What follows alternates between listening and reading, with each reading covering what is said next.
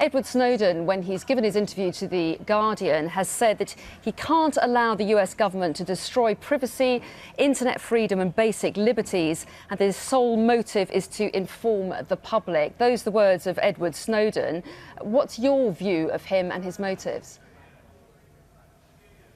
Well, Edward Snowden is a hero who has informed the public about one of the most serious events of the decade, which is the creeping formulation of a mass surveillance state that has now co-opted the courts, corrupted the courts in the United States, made them secret, made them produce orders which violate US constitutional protections to nearly the entire population.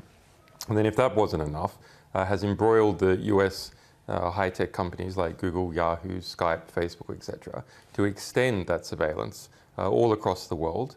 The amount of collections from the United States alone revealed to be more than 2.4 billion in the month of March alone. And that is something that I and John Perry Barlow and many other journalists and civil libertarians have been campaigning on for a long time. So it's very pleasing to see such clear and concrete proof presented to the public. Well, we'll come on to the possible rights and wrongs of what he's done. Sorry, just 1 second. I'll come to you in just a moment, John Perry Barlow. I just wanted one more question with Julian Assange before I do. Julian Assange is someone who's spent nearly a year holed up in an embassy. What would your advice be now to Edward Snowden? Go back to the US and face the music, or go into hiding?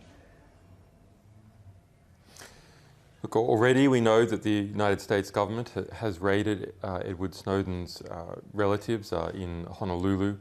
He is in a very, very serious position because of, we can see the sort of rhetoric that has occurred against me and Bradley Manning back in 2010, 2011, has now been applied to Snowden. I have absolutely no doubt that a very serious and aggressive action will be directed against Mr. Snowden. What other countries need to do is line up to give support for him. Everyone should go to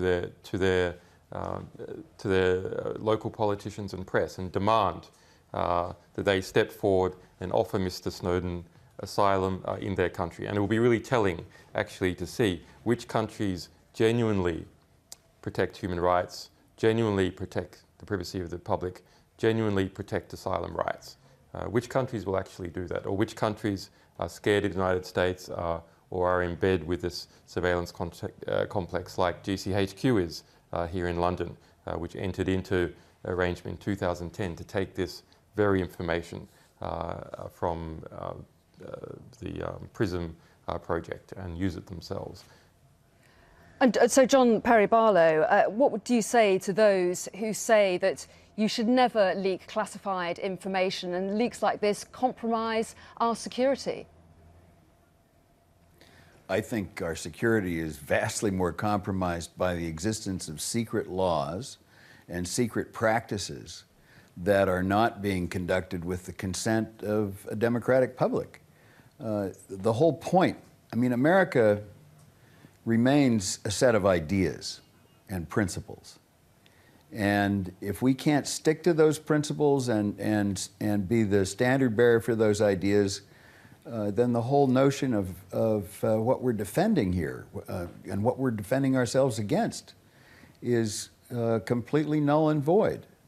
We have, our national security is a matter of principle. It's not a matter of being invaded by some enemy or another. We don't really have a credible enemy in the sense that we once did. And terrorism, such as it exists at all, is not sufficient justification for taking away the protections of our Constitution, nor is it sufficient justification for putting the entire world under a microscope. I mean, we are taking it upon ourselves to monitor the communications of the human race. And we don't have the right to do that, and I don't think anybody should have the right to do that. Others, as you know, John Perry Barlow, would argue that they would be dismayed if the security services, both at the National Security Agency in the States and at GCHQ in the UK, weren't conducting this kind of surveillance. We've heard from the Foreign Secretary in the past hour stressing that nothing has been done outside of UK law, that there are proper checks and balances along the way. And President Obama himself has argued that you can't have 100% privacy and 100% security. Well, we're talking about 0% privacy at this point.